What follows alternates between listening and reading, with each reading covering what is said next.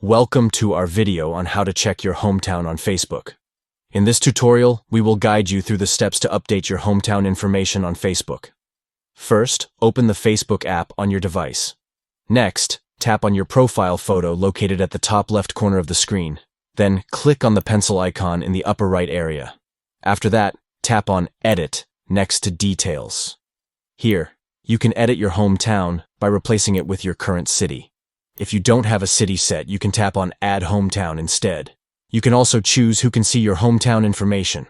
By default, it is set to public, but you can adjust this to customize your privacy settings.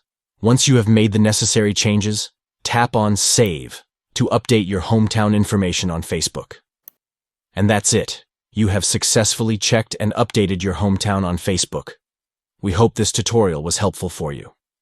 Thank you for watching, and don't forget to like and subscribe for more helpful tips and tutorials. See you in the next video.